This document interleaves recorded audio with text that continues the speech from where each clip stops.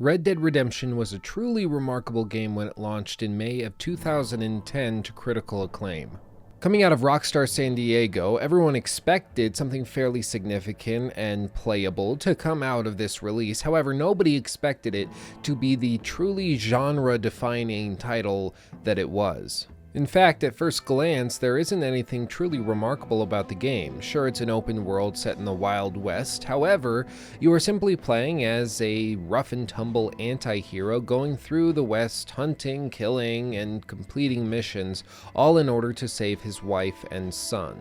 None of this is truly remarkable, and indeed there were previous games that attempted to do these very things and did them very, very well, and so Red Dead Redemption was faced with quite the challenge. But certainly the most difficult and intimidating element of building this game lie with the world itself.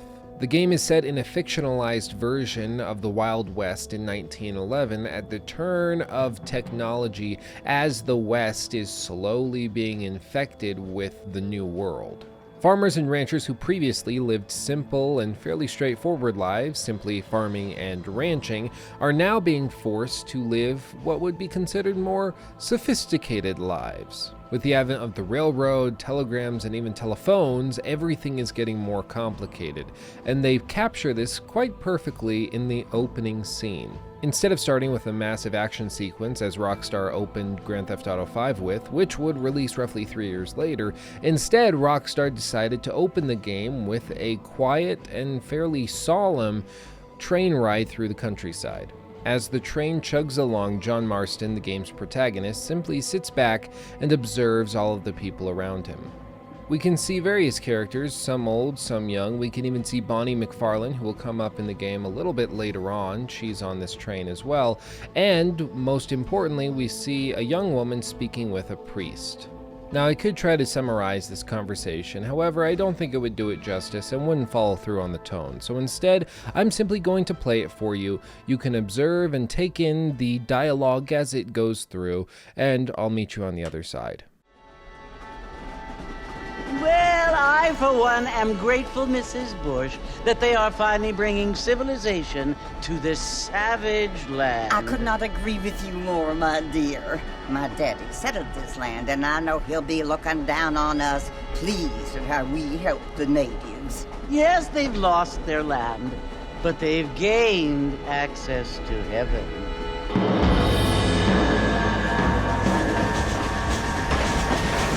But Father, do you mean unless an innocent receives communion, they're destined to go to hell? That hardly seems fair. What I mean to say, Jenny, is that there is a great deal of difference between an innocent and a savage. I never thought of it that way. Yes, they lived like animals, but they're happier now.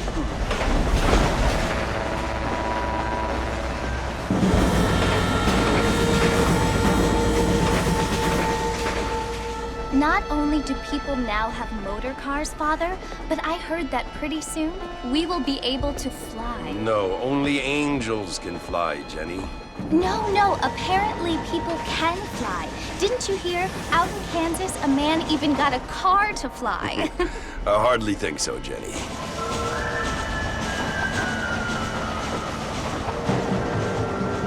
Apparently, Mr. Johns wants to run for governor, which is why he's so concerned with cleaning up the state. Nate Johns. Yes. His family is nothing but hillbilly trash that came here after the war.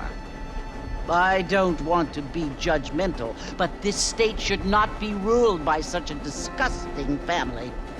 A family without class. Apparently. The Johns family have made a lot of money, and he has a lot of friends in politics. Mrs. Bush, money isn't everything. There are many things that money cannot buy. It seems that money can buy voters, though.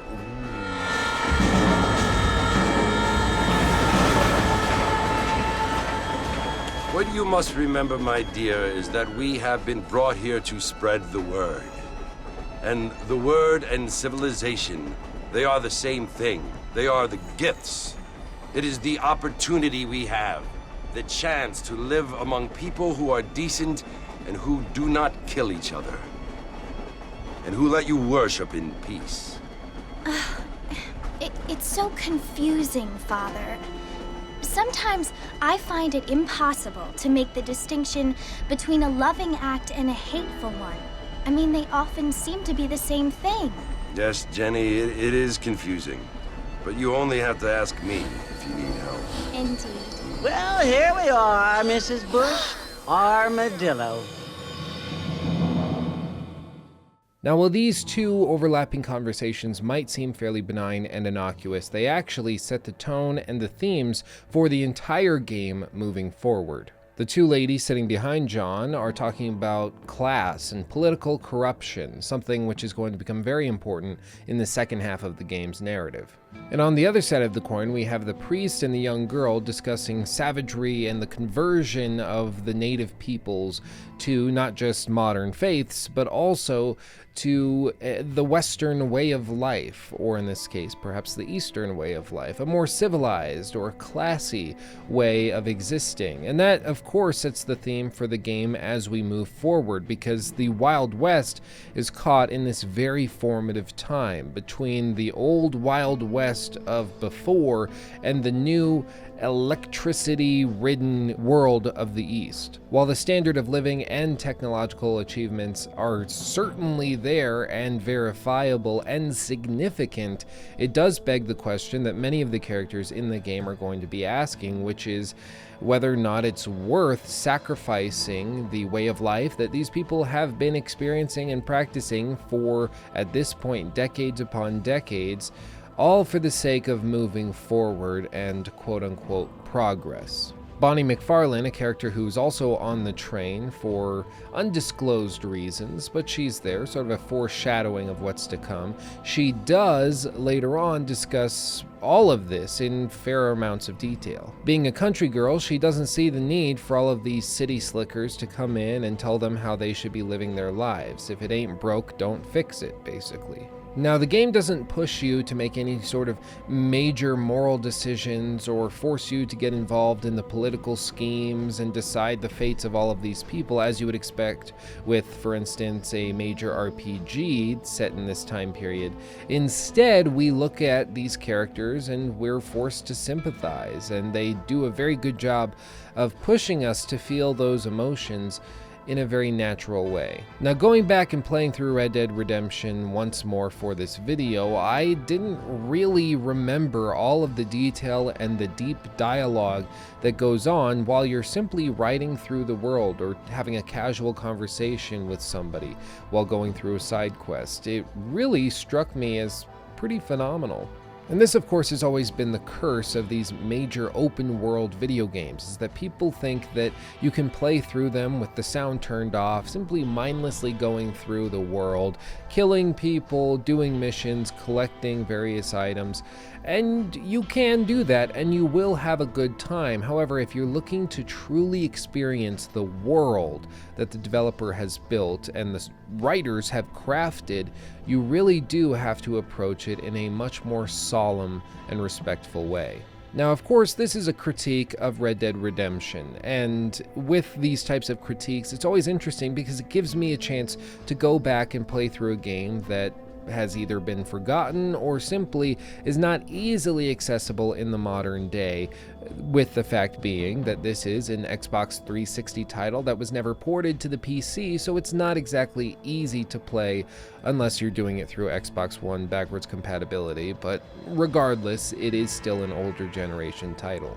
Now, playing through Red Dead Redemption has been very interesting for me for a variety of reasons. First of all, this is a 2010 Rockstar published and developed title coming out just before the Rockstar published, though not developed, title LA Noire, which is one of my favorite games of all time, even though I couldn't really tell you why.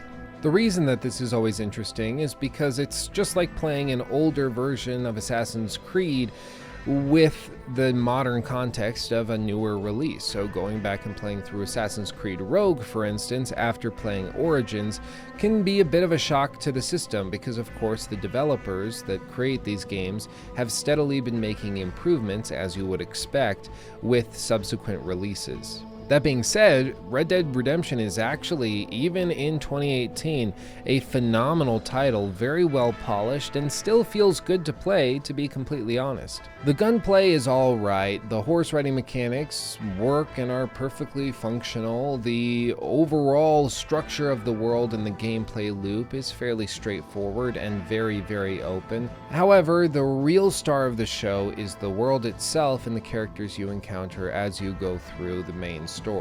Now, with all of that said, I do want to say that this video is entirely intended to basically look back at a game that is, for many people, the game of the generation, or at least one of the two top games of the PS3 and Xbox 360 generation of consoles. And I want to look back, I want to appreciate it, and more importantly, I want to contrast what they were able to do with this in preparation for Red Dead Redemption 2, which, needless to say, many people are very excited about. By looking at Red Dead Redemption, we can look at some of the things that Rockstar used to do and some of the things that they could potentially improve upon for this upcoming title. We're going to be breaking down the narrative in a little bit more detail. We're going to look at the gameplay, how it works, why it works, and if it could be improved in a potential sequel. And also we're going to look in general at how the game is structured and how it could be improved upon within a sequel. So with the longest intro I've ever done completed, let's get into it. Now, as I previously stated, Red Dead Redemption attempts to approach some fairly lofty topics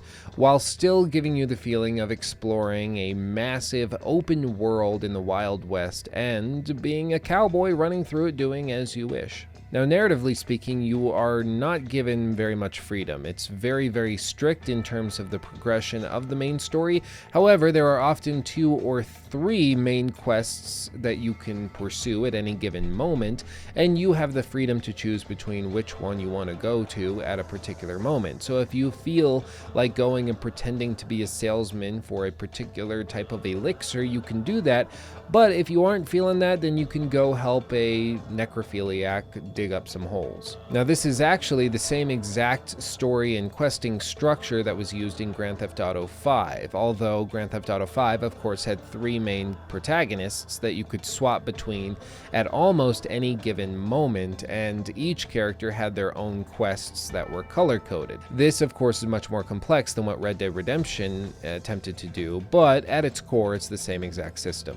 Now, the main story is fairly straightforward. You're playing as John Marston, a former outlaw, now turned loving husband and father, who is trying to save his wife and son after they've basically been held hostage by the government, and they're doing this in exchange for John Marston's services in cleaning up members of Marston's former gang.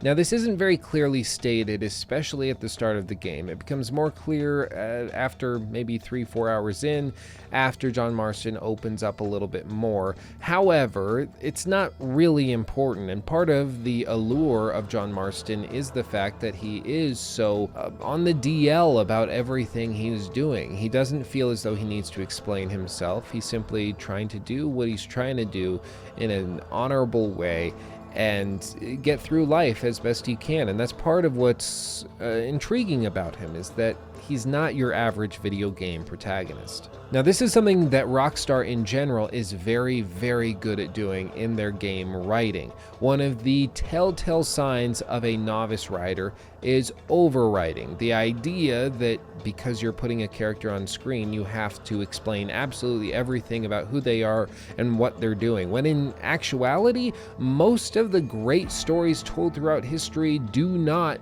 exaggerate or explain to a great extent every intricacy of an individual's life. Instead, they leave a lot of it to the imagination. After all, the imagination is much more capable of filling in the gaps than a writer is, and they also leave a lot of it to be told later on, after the player or audience member is intrigued and has bought into this world. Now, I'm not going to lie to you and tell you that the writing is always stellar. There are a few moments when I feel like there are missed opportunities. For instance, there's a quest roughly 4 or 5 hours in the game, depending on how much time you spend doing side quests, where Bonnie McFarlane is kidnapped and is taken away to an abandoned town called Tumbleweed, where she is seemingly being held for ransom only to be killed. Now, it's very clear and very, very heavily implied that the individuals who kidnapped her were also doing very violent things to her, potentially even raping her. However, when you save her, she simply rattles off a witty line, and then you don't hear from her. She's basically sent back to the farm, and you are sent on other main story questing missions. I really feel as though there was an opportunity here to double down and perhaps get into some really dark subject matter where John Marston has the opportunity to go and pursue perhaps the person that kidnapped her in the first place and get much more emotionally involved in the quest. Whereas in this quest as it stands, pretty much just involves you going through using the gunslinger ability to quickly headshot a bunch of people and then watch a cutscene. There's a lot of missed opportunities like this throughout the game that's a little unfortunate. Similarly, there's a character named Seth who's a necrophiliac and grave robber that you meet and interact with in the beginning sections of the game. And the entire idea is that he's robbing these graves looking for a map to pursue the treasure that he believes is going to be somewhere fairly nearby. However, after you find this treasure, it simply turns out to be a glass eye, which was certainly very highly treasured by the owner of that eye back when the owner was using it. However, for Seth, it obviously has no value whatsoever, and so he's devastated. However, there isn't really anything else to this. Seth is just devastated, and then he moves on and is used in the next quest when you storm Fort Mercer, and that's about it. The character is never really developed past that, which is truly unfortunate. Now, because I can foresee the pedantic comic correcting me, I do want to say that this was thought through by Rockstar. You can actually encounter a newspaper from 1914 that explains that Seth hauled, quote, a big sack of valuable jewels and gold into Blackwater that he found in some location within tall trees, an area of the game's map. He then returned to his family, they all got back together, and he reopened his business in Blackwater that he briefly mentions to John Marston. So clearly the writers thought this through and had some idea of what was going to happen. However, we never get to see it. It's simply unmentioned. After he helps you get into Fort Mercer, Seth simply disappears, and that's it. It would have been so funny to simply encounter Seth later in the game with wearing super fancy clothes and gold teeth and slicked back hair, totally unrecognizable because he found the treasure and got his life back together. It would have been so cool to see that, but it was simply a missed opportunity. Now, as for the broad strokes narrative, there isn't a whole lot to say. The story is fairly straightforward and contains various twists and turns to get you in all different areas of the game's map, and it works fairly well. After all, I don't think that the main story is necessarily what's important, it's the characters you encounter as you go through it. Characters such as Bonnie and Seth, Mr. McFarlane, the Marshal from the town, all of these characters are important and build up a very believable world. The quest and things that you are doing as you go through and interact with these characters doesn't do a whole lot. It's the people that frame it that are important. Now, the last major thing I want to touch on with the main story and the narrative in general is definitely the idea of stereotypes in general. We're playing through the Wild West, and there's going to be a lot of stereotypes built up that do make recurring appearances as we go through. Now, this was something that the game was criticized for near launch. However, I don't see much credit to it. Basically, the accusation was that the game wasn't incredibly accurate and more followed what Hollywood has established the Wild West to be instead of what the Wild West actually was. And this is something that, in general, party poopers tend to bring up, that the Wild West wasn't quite like it is in the movies, but of course it wouldn't be. But that's not the point. The point is to give a Wild West adventure to the player that they can go through and experience in their own way. It's not meant to be historically accurate. It's not meant to adhere to every single little element of reality that this world would have given. After all, the world itself that we are exploring is a fictionalized version of what is effectively Texas and Mexico shrunken down to a much smaller scale. It's not meant to be realistic, and so the idea that stereotypes inherently are a bad thing really doesn't bear much weight, at least for me. And if you're somebody who does think that stereotypes are a net negative, I would ask you simply to explain why. I'd love to read the comment down below if you have it. My simple argument would simply be that really, stereotypes are not inherently bad. Usually they are based on some element of truth, otherwise they would not be stereotypes. And from there, you get a at least somewhat realistic perception of reality that's based on that stereotype. And at the very least, it's better than nothing. Now, as for other narrative elements within the game, there isn't a whole lot to be addressed. When we're looking at Red Dead Redemption in general, we're looking at main quests, the overarching narrative and structure of the world that we are exploring, and maybe occasional dynamic encounters that you come across throughout the world. However, these more act as coding and context for the world in general rather than strict narratives as we go through. Of course, you can encounter a woman screaming by a wagon calling for help. You stop to help her and then you're assaulted by a gang that paid her off. That is technically a narrative point. However, I don't think it's significant enough to analyze in any great detail. However, I would say that they do a great job of sprinkling all of these smaller encounters throughout the world to make you feel as though it is living and breathing. You don't need many of these, but if you are just riding through the side of a countryside and then you encounter some crazy lady who's waiting for her husband to show up for their wedding day, only to find out once you return to Armadillo that that lady actually is waiting for a man who's been dead for 20 years, that is something that hits you much more poignantly than if you were to encounter that in a main quest, because it happened on your terms as you explored the world, which is something that I think should be applauded. But with all of this said, let's move on to the gameplay. Now, when we're discussing a game such as Red Dead Redemption, it's always a little difficult to break down the gameplay because everything it covers is so vast. This is something Rockstar is known for. They don't simply give you one gameplay loop, but instead give you many different things that you can do independently of each other, including all sorts of mini games, side activities, hunting, inventory management. All of these things build together, and you will get out of them what you put in. Now, this certainly is no RPG. However, there are multiple ways that you can approach it, especially in terms of gunplay, where you can use different weapons, shotguns, rifles. You can use your lasso or be a melee character. You can play it pretty much however you want to, and certain playstyles will be better fits for certain circumstances, which is pretty cool. Now, on the topic of gunplay, we have to mention the auto lock-on mechanic, which is enabled by default. It's something that some people absolutely love and some people absolutely hate and can't stand it and therefore turn it off. And effectively what it is if your viewfinder is in roughly the same location on screen as an opponent and you go to scope the weapon, it will automatically snap to that enemy character, making each of those shots a little bit easier. And this is something that makes all of the fast-paced chase sequences much easier to manage, especially with fast-moving targets. Now, normally I would be against these sort of aim assist bots because they tend to dumb down the experience to the point where no finesse or effort is involved. However, the issue with Red Dead Redemption's gunplay is that it was built and designed around this mechanic being enabled, which is a real issue.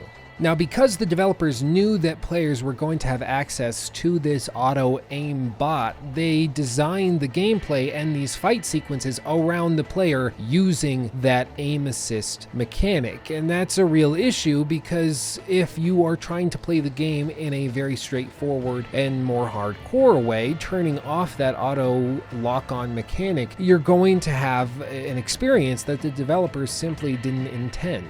Now, there aren't any elaborate behind-the-scenes documentaries for the making of Red Dead Redemption 2, but normally, when a mechanic like this is implemented into a game, it's a result of the gameplay being structured in this way first and foremost, and the playtesters realizing it's too difficult, and so they implement this mechanic to balance it out and make it more approachable for the average player. Now, is this what happened? Did they build these fast-paced action sequences only later to add in this auto-aim bot? Well, perhaps, but of course this was a mechanic that Rockstar later used in GTA 5 to help with auto-aiming, but once again, that was a very fast-paced game in and of itself, and so it could be argued that this is simply a way that Rockstar allows players to approach their games much more simply and get through these larger sequences much faster, which I don't think is inherently a bad thing, to be honest. After all, Red Dead Redemption is a third-person action open-world shooter sandbox game. That's a mouthful, I know, but that's what it is. As a result of this, the game just naturally is not going to be capable of truly immersive gameplay in the same way that a first-person shooter could be. Now, I always go back to the idea of intention on the developer's part when we're analyzing gameplay mechanics such as these, because we have to ask ourselves, what was the developer trying to do? Were they trying to make a difficult game and then it ended up being so difficult in these fast-paced sequences that nobody could play it and so they had to dial it back? Or was it on the other side? Was it their attempt to create a more accessible game that was easier to play for the average consumer, but the option was there if you wanted a more difficult way of playing it? It seems like a small distinction, but it's very important because it breaks down how the rest of the game works. Now, my personal opinion, based on how the rest of the game is structured and Rockstar's other franchises that released before and after Red Dead Redemption, my opinion would be the latter. I think they were trying to create an approachable game, structure it in a way that was easy for most people to wrap their heads around and to get used to, and kept the gameplay moving forward so that you felt like an action hero in a Wild West setting.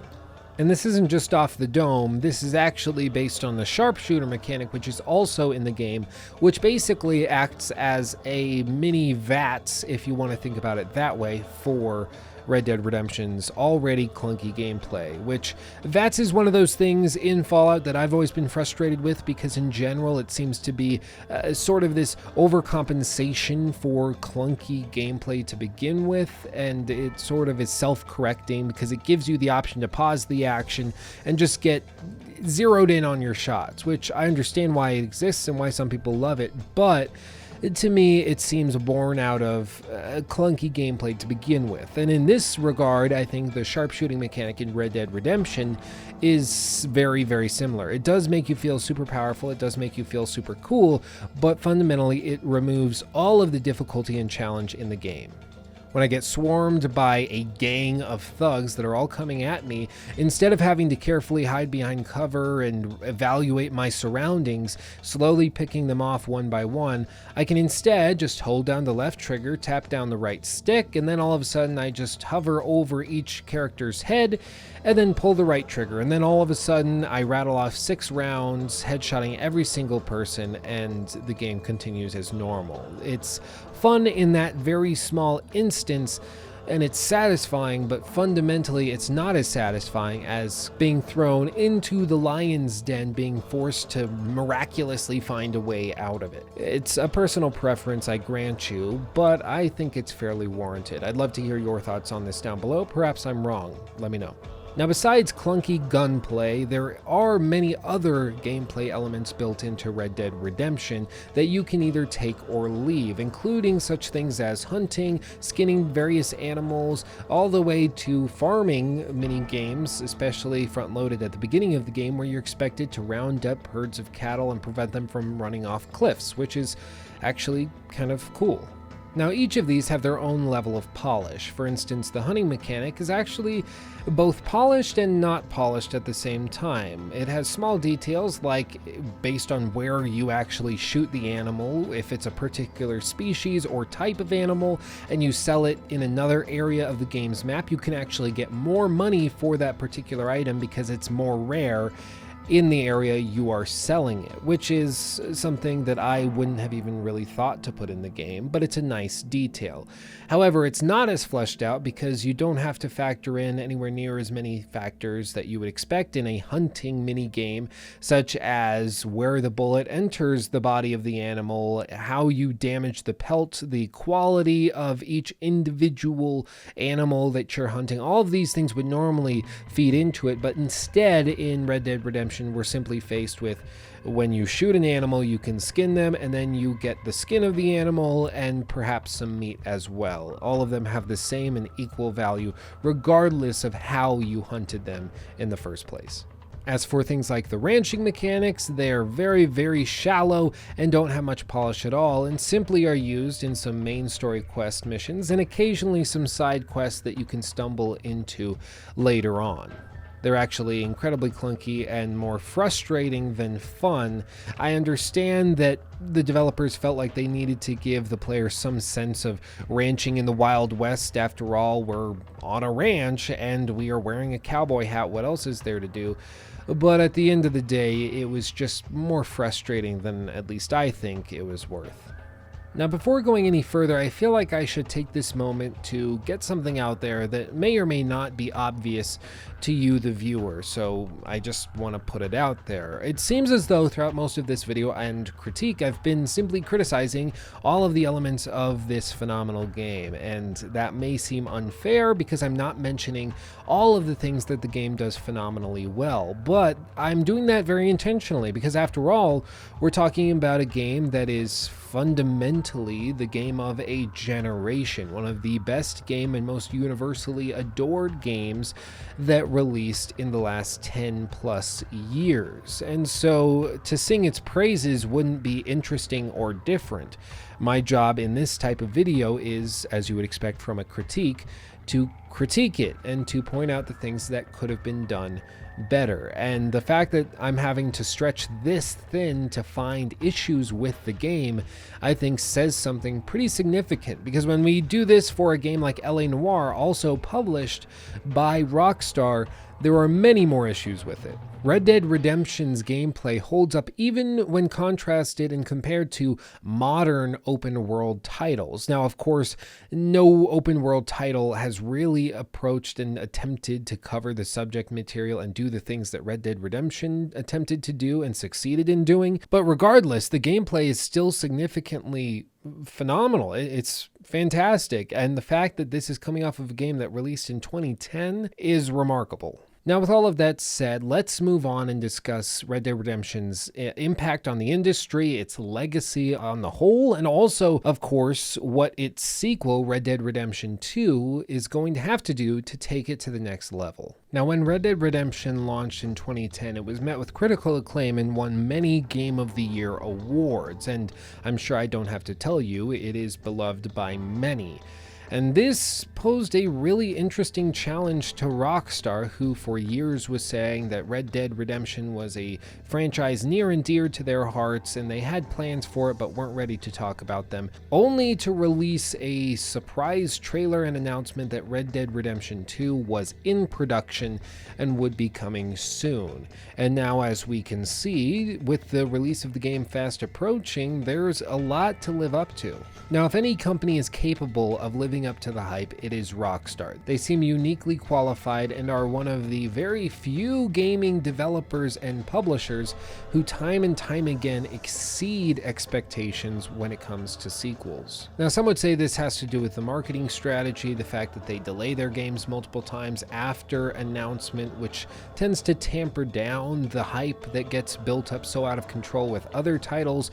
It, of course, also has to do with the game's design, the fact that they're releasing solid and very well polished games, so nobody has many reasons to criticize the game at all. There's a lot that goes into it, but with Red Dead Redemption 2, there's going to be quite a lot done.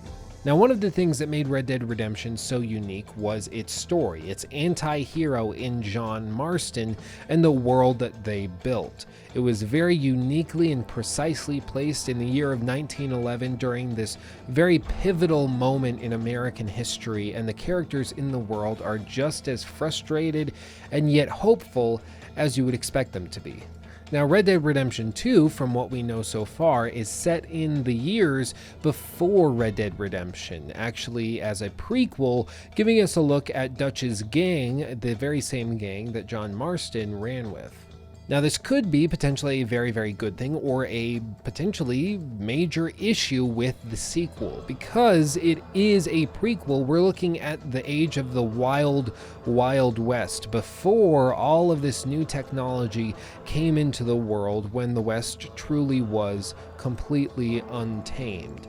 Now, that could fulfill the wishes of many individuals who wanted that type of experience from Red Dead Redemption in the first place. However, it also could lose some of the charm that we found in Red Dead Redemption, with its characters being faced with this ever-changing world. Now, there are of course many other elements to the game's design which will be enhanced with a modern title, such as improved gunplay, improved graphics. The scope will be much larger and more vast and expansive compared to what they did in this original game. Everything will be taken up a notch, which is something you can always rely on Rockstar to do. However, it's all about managing scope and expectation. A game can vastly improve the scope and improve the graphics, the gameplay, everything can be improved, but if you are expecting too much, then things get completely out of hand and out of whack, and you will be disappointed. It's simply a matter of when and to what degree. Now, because of this, in this video, I don't want to go into a lot of rumors or speculation, because I don't see the benefit, to be completely honest. I think it actually does more harm than good, and at the end of the day, if you're watching this video in 6 months or a year after the game has launched, it would just be a waste of everybody's time, because most of that probably wouldn't actually end up being true. So I'm not going to get into that. If you were hoping I would, I'm sorry. There are other channels that will. I'm just not one of them. Now, the last thing I want to touch on in this section is Rockstar and porting Red Dead in general to PC. As you of course know, by this point in the video, Rockstar never brought Red Dead Redemption to the PC at all. It simply never happened, and there were never any clear statements or reasons given. It just didn't happen. And as of right now, Red Dead Redemption 2 has been announced and given a firm release date on consoles, but there has been no firm confirmed release date for PC. It's not even clear whether or not it will ever be ported to PC at all. It's very, very bizarre, and there's been a lot of reasons thrown around as to why this is. It looks as though in 2010, back when the game released on PS3 and Xbox One, those systems had custom architectures which simply were not very compatible with PCs. So when you developed a game primarily for consoles and tried to port it to PC instead of the other way around, it was a much more difficult experience for the developer. It just wasn't a good time, and it wasn't easy, and the performance wasn't there, and they would basically end up having to recode the whole thing. Now, is that true? I can't really speak to that, to be completely honest. I don't know enough about coding these types of games to give an informed opinion on that, but what I can say is that the PS4 and Xbox One use the same x86 64-bit instruction set basically as modern day PCs, and so in theory, porting a game that was developed for the PS4 and Xbox One to the PC should be much easier in 2018 than it was in 2010. That's just in theory, and whether or not they will do it, I'm sure will be up to them. I don't see why they wouldn't, but again, I didn't see why they wouldn't do it for Red Dead Redemption originally, so I guess we'll just have to wait and see. Either way, it's very, very likely that if Red Dead Redemption 2 ever gets a PC release date, it will be sometime after the initial game's release, potentially up to a year or more after the game's fall release in 2018. And that is something that is very reminiscent of what happened with Grand Theft Auto 5, where the game released in 2013 and then later on a PC port came after the game was released and met with critical acclaim. At the end of the day, it's something I'm hopeful for, but I'm not holding my breath. And if I were you and you're waiting for this game, but you're going to hold out for PC, I personally would just bite the bullet, get the game on console, and if it eventually comes to PC, go for it. But don't hold your breath, because Rockstar, as of right now, has no plans to do so officially, and it's always better safe than sorry. Now that brings us to our conclusion.